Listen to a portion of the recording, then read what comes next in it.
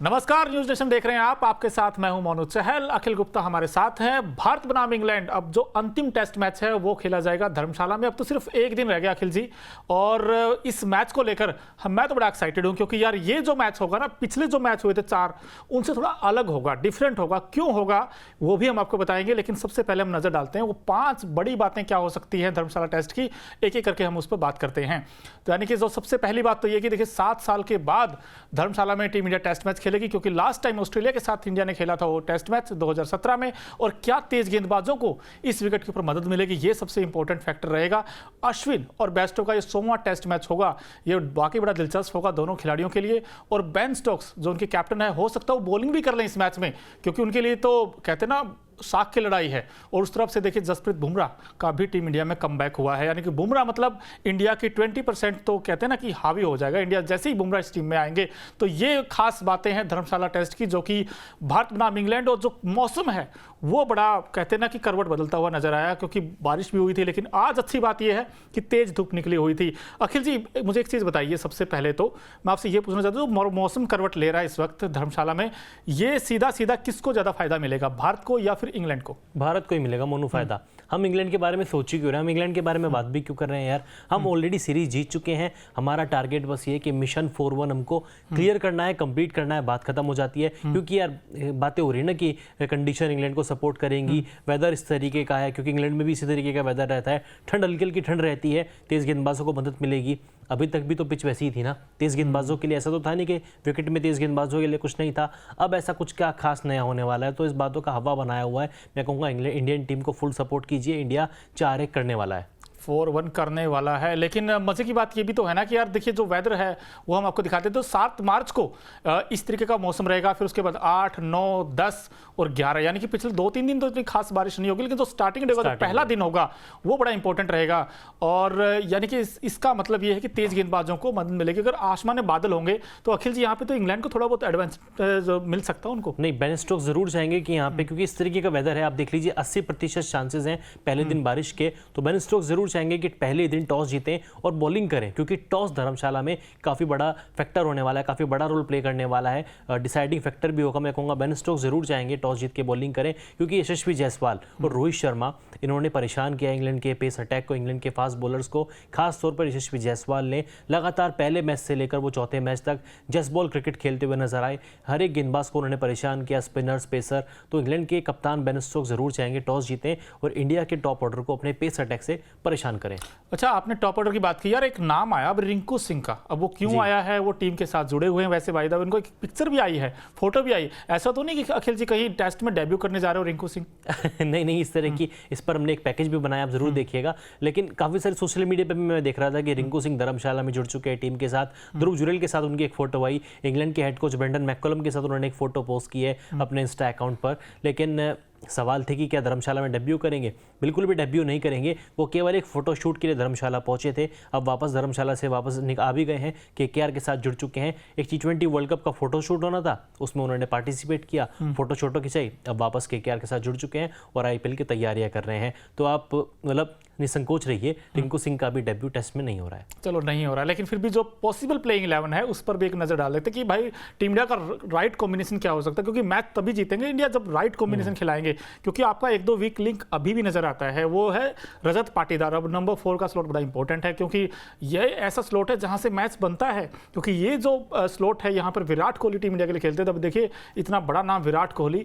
अब जो प्लेइंग 11 होगा अखिल जी, वो आप किस तरीके का देखते हो? क्या यहाँ पर तेज गेंदबाजों के अनुकूल वैसे सिचुएशन होंगी? तो ऐसे में क्या कुलदीप यादव जाएंगे बाहर, या अश्विन जाएंगे, या जडेजा, या फिर आप लगता है कि यार सिराज को रेस्ट करा सकते हैं? नहीं, जो भी रिपोर्ट्स आ रही, जो मैंने देखा भी है, आज टीम इंडिया ने अभ्यास किया है, वहां पर आकाशदीप और बुमराह ने लंबे स्पेल डाले, काफी तेज गेंदबाजी की, काफी लगातार गेंदबाजी की। सिराज ने केवल 1 आधा ओवर का स्पेल डाला, उसके बाद वो आराम करते हुए नजर आए। तो संकेत तो ये दे रहे हैं कि शायद आकाशदीप खेलेंगे। इंडिया शायद 3 पेसर्स के साथ भी जाए मैदान पर। लेकिन जो इतिहास कहता है वो ये है कि जब 7 साल पहले हमने ऑस्ट्रेलिया के खिलाफ ये मैच खेला था यहाँ पे धर्मशाला में, कंडीशन सेम थी मोनू, तब भी बारिश हुई थी और इन्हीं दिनों मैच खेला गया था मार्च में। तब इंडिया केवल 2 पेसर्स के साथ मैदान पर उतरा था, भुवनेश्वर कुमार, उमेश यादव, बाकी 3 स्पिनर थे, अश्विन, कुलदीप और जडेजा, जो कि अभी भी टीम के साथ जुड़े हुए हैं। तो मुझे लगता है कि विनिंग कॉम्बिनेशन में कोई छेड़खानी नहीं होगी। आकाशदीप की जगह बुमराह आ जाएंगे, इतना ही चेंज हो सकता है। इतना ही चेंज हो सकता है।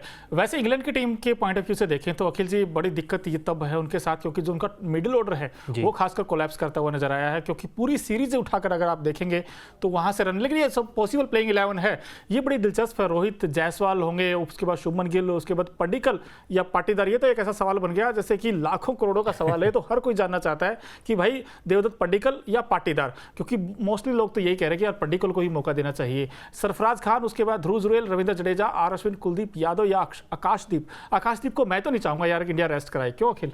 यार अब वो मैं, लेकिन बुमराह आएंगे तो आपको बाहर बैठाना पड़ेगा। फिर बात ये भी होती है ना मनु कि आप कुलदीप यादव को क्यों बाहर बैठाएंगे, क्योंकि वैसे भी जब कुलदीप यादव के आप करियर की बात करेंगे ना, आप हमेशा कहेंगे वनडे खेला बंदा, T20 खेला, मैच भी जीता है, सिंगल हैंडली मैच भी जीता है। जब टेस्ट क्रिकेट की बात आई आपने फिर से उनको बाहर कर दिया, जबकि इस सीरीज में वो पहला मैच खेले नहीं थे, दूसरा तीसरा चौथा मैच लगातार खेलते आए, अच्छा परफॉर्मेंस भी किया। पिछले मैच में तो अगर इंडिया जीता है तो ध्रुव जुरेल के अलावा इस खिलाड़ी को भी क्रेडिट जाता है, 4 विकेट दूसरी पारी में लिए थे, बल्ले से जो योगदान दिया था। मैं नहीं चाहूंगा कुलदीप यादव को बाहर बैठाया जाए। बिल्कुल, और ये एक चीज़ तो है यार नोटिस करने वाले कि जो इंग्लैंड का जो बैटिंग लाइनअप अगर आप देखोगे, जो रूट का 100 बनाना अखिल, जिसका मतलब साफ ये है कि जब ये खिलाड़ी जब फॉर्म में आ जाए एक बार, क्योंकि 11,000 रन है इसके टेस्ट फॉर्मेट में, इकलौते ऐसे बैट्समैन इतने तो टीम इंडिया के नहीं है, पूरी टीम इंडिया के, तो सोचने वाली बात है। जो रूट का फॉर्म में आना, मतलब आपको लगता है इंग्लैंड को थोड़ा सा एज मिल जाएगा। और दूसरी चीज़ ये भी तो है ना, जो कंडीशंस वहाँ की हैं धर्मशाला की, वो ओवरकास्ट कंडीशंस में, तो जिसके पास जेम्स एंडरसन जैसा उनके पास तूफानी गेंदबाज हो, जिनके नाम 2 विकेट दूर हैं, सिर्फ 700 विकेट दूर अपने हासिल करने से, और साथ में ओली रॉबिन्सन का इस टीम में आना, मार्क वुड इनफैक्ट इस टीम में है, तो जब 3 तेज गेंदबाज हों और जो रूट का फॉर्म हो, आपको लगता है कि इंग्लैंड थोड़ा सा स्लाइट एडवांटेज होगा इंग्लैंड को? इंग्लैंड को बड़ा एडवांटेज होगा, लेकिन मुझे लग रहा है ना कि एंडरसन को शायद आराम मिलेगा। पहले आपको इंग्लैंड की संभावित प्लेइंग 11 बता दें। जैक क्रॉली बेंडकेट ओपन करते हुए नजर आएंगे, उसके अलावा ओली पॉप हैदराबाद टेस्ट के हीरो, जो रूट जिनके बारे में उन्होंने भी बात की, जॉनी बेस्टो जो कि अपना 100वां टेस्ट मैच खेलने वाले हैं, Ben Stokes captain, Ben Foakes wicket keeper, Tom Hartley series के लीडिंग विकेट टेकर हैं, ओली रॉबिन्सन, शोएब बशीर या मार्क वुड में से कोई एक, और जेम्स एंडरसन। लेकिन मोनू, मुझे इस प्लेइंग 11 को देखने के बाद पता नहीं ऐसा क्यों लग रहा है कि एंडरसन को बाहर बैठाएंगे और गेस एटिंगसन को प्लेइंग 11 में लेके आएंगे। युवा खिलाड़ी हैं, टेस्ट डेब्यू उनका हो सकता है अगर उनको मौका मिला तो, क्योंकि कंडीशन जैसे हम कह रहे हैं ना कि बादल है, पहले दिन बर्फ भी पड़ सकती है, 80% चांसेस बारिश के हैं, तो ऐसे में हो सकता है कि इंग्लैंड एंडरसन को आराम कराकर गेस एटिंगसन को लेके आए, एक युवा जोश को लेके आए। पर यार अखिल, आपको लगता है एंडरसन को क्यों आराम कराएंगे वो लोग? क्योंकि देखिए एंडरसन तो आप ये देखिए 700 विकेट जिसके खिलाड़ी के पास हों, आप उसको रेस्ट क्यों कराएं? क्योंकि इंग्लैंड के ऊपर भी तो सवाल उठे हैं ना, बेन स्टोक्स की कैप्टनसी के ऊपर भी सवाल उठे हैं। सवाल ये भी उठा है ना मोनू, आपको इसलिए बीच में रोक रहा हूँ क्योंकि एंडरसन ने कुछ खास परफॉर्मेंस किया नहीं है, दूसरा तीसरा चौथा मैच खेले जरूर है, लेकिन उस तरह की लय में नजर नहीं आए, विकेट उस तरीके नहीं मिले, गुच्छों में विकेट निकालने के लिए एंडरसन जाने जाते हैं, लेकिन इस सीरीज में वो इंपैक्ट, वो इंटेंट एंडरसन की गेंदबाजी में मुझे तो नजर नहीं आया। मुझे लग रहा है कि शायद, और तेज गेंदबाज भी है मोनू, ऑलरेडी 185-187 मैच खेल चुके हैं, शायद उनको आराम दें, क्योंकि सीरीज इंग्लैंड ऑलरेडी हार चुका है। अपने प्लेयर का वर्कलोड मैनेज करना भी उनके लिए बहुत जरूरी है। बिल्कुल बहुत जरूरी है, लेकिन दूसरी चीज ये भी तो है ना, यशस्वी जायसवाल के ऊपर थोड़ी सी बात इसलिए करना चाहते हैं क्योंकि लीडिंग रन स्कोरर है, अब तक हाईएस्ट रन बना चुके, 655 रन उनके नाम है यशस्वी जायसवाल का। जो खेलने का अंदाज मुझे अच्छा लगता है, क्योंकि जब डेब्यू हुआ था, डेब्यू में ही दिखा दिया था कि इस खिलाड़ी में दमखम है, जैसे उन्होंने वेस्ट इंडीज में जो रन बनाए थे, और उसके बाद फिर जिस तरह का परफॉर्मेंस उन्होंने दिया, कंसिस्टेंसी एक इंपॉर्टेंट चीज है, वो कंसिस्टेंट रन बना रहे हैं इस वक्त टीम इंडिया के लिए।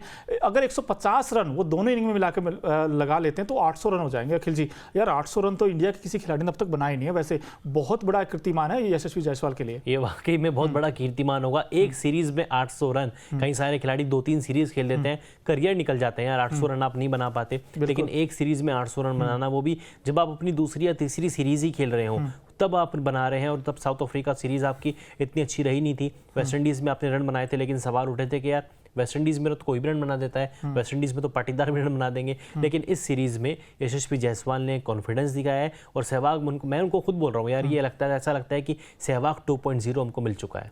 क्यों मिल चुका है? क्योंकि इनका जो जिगरा है ना, वो जो इंटेंट कह लीजिए आप, छक्का लगाते 50 होते हैं, 44-46 पे होते छक्का लगा देते, शतक के जब करीब होते, जब होता ना कि 100 होने वाला है, तब एक चौका लगा देते। तो ऐसा प्लेयर आपको कहाँ मिलेगा? बिल्कुल इसी टीम में मिलेगा, क्योंकि ये नया इंडिया हम बार बार इसलिए कह रहे हैं क्योंकि इस टीम में विराट नहीं, केएल राहुल नहीं है इस टीम में, मोहम्मद शमी इस टीम में नहीं, लेकिन उसके बावजूद भी ये परफॉर्मेंस है, आई थिंक आउटस्टैंडिंग अचीवमेंट है टीम इंडिया की, क्योंकि इंग्लैंड को हराना, और वो भी अब तो ये समय आ गया, 3-1 से तो आगे हैं, अब 4-1 से भी इंडिया सीरीज जीत सकती है। अखिल, आपको लगता है इंडिया में दम कम है?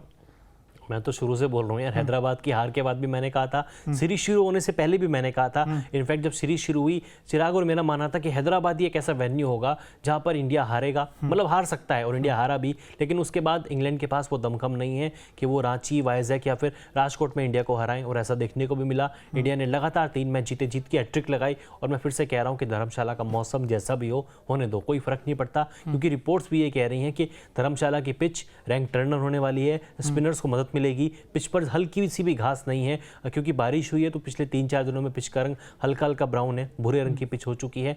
आज शायद पिच के ऊपर थोड़ा काम किया गया होगा, जरा सी भी घास नहीं है, जो कि ये अच्छा संकेत है टीम इंडिया के लिए कि 4-1 इंडिया के लिए होने वाला है। अगर धर्मशाला की पिच रिपोर्ट की बात करें तो धर्मशाला की पिच बहुत हद तक वाइजैक और रांची के जैसी ही होगी। रिपोर्ट्स के मुताबिक धर्मशाला की पिच पर हल्की सी भी घास नहीं है। बारिश और बर्फबारी के चलते पिछले कुछ दिनों से बर्फ पिच के ऊपर कोई भी काम नहीं किया गया है। ऐसा माना जा रहा है कि भारत और इंग्लैंड के बीच खेला जाने वाला 5वां टेस्ट मैच धीमा, यानी कि टर्न लेने वाली विकेट पर खेला जाएगा।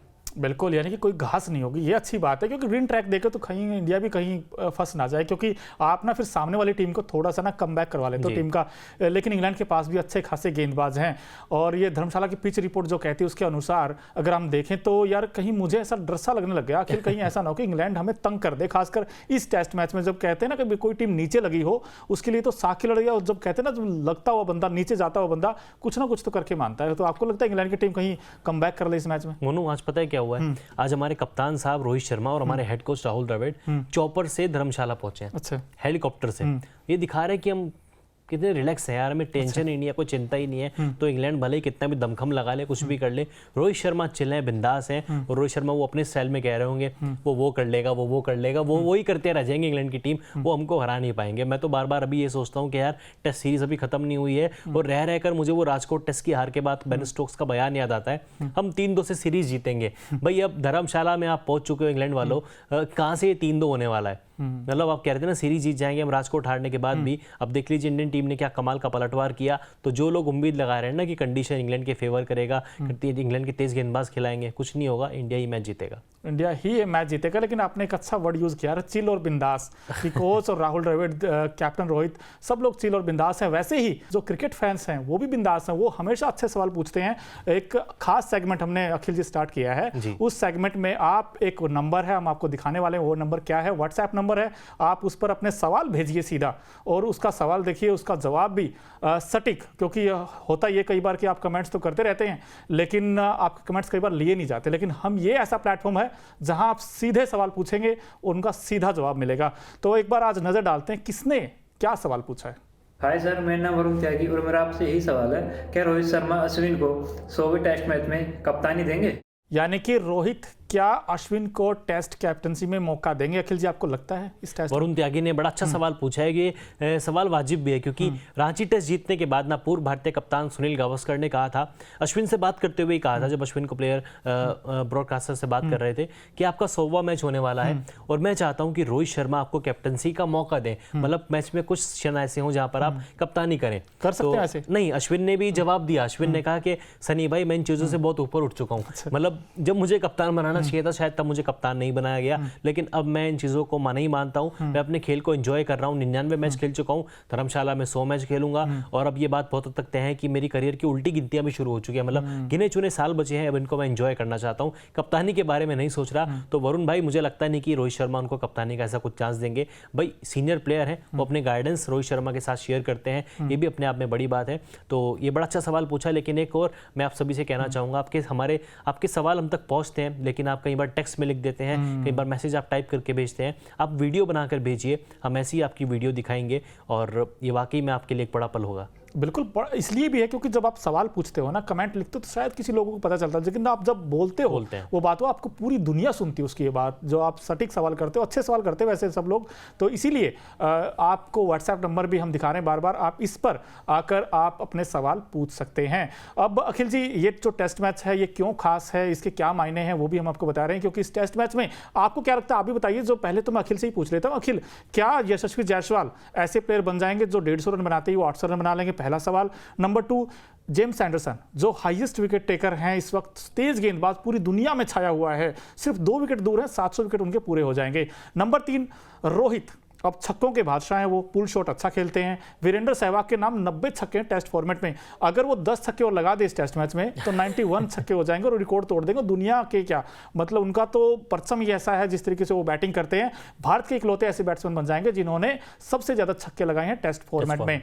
और इसके अलावा कुछ अखिल जी आपके पास हो तो वो भी बता दीजिए। नहीं, 10 छक्के लगाना वैसे हिटमैन के लिए बड़ी बात नहीं है, लेकिन टेस्ट फॉर्मेट में आप कह सकते हैं कि थोड़ा सा बड़ा टास्क हो सकता है। लेकिन 10 छक्के छोड़िए, अगर एक छक्का भी लगा देंगे रोहित शर्मा तो WTC में अपने 50 छक्के पूरे कर लेंगे। बेन स्टोक्स के बाद ऐसा कारनामा करने वाले हिटमैन केवल दुनिया के दूसरे खिलाड़ी बच जाएंगे। इसके अलावा अश्विन और बेयरस्टो का 100वां मैच होने वाला है और धर्मशाला में आज तक किसी भी भारतीय खिलाड़ी ने शतक नहीं जड़ा है। हालांकि एक ही मैच खेला गया 2017 में, तब स्टीवन स्मिथ ने एज ए कैप्टन ऑस्ट्रेलिया के लिए शतक ठोका था। और मुझे इस बार उम्मीद है कि इंडिया की ओर से पहला शतक आ रहा है। 3-4 दिन पहले भी प्रेडिक्शन की थी शुभमन गिल 100 लगाएंगे, फिर से कह रहा हूं कि गिल शायद धर्मशाला में 100 लगाने वाले हैं। और बात जहां तक आपने किया ना कि एंडरसन की, अगर खेलते हैं तो निश्चित तौर पर वो 700 विकेट अपने पूरे कर लेंगे।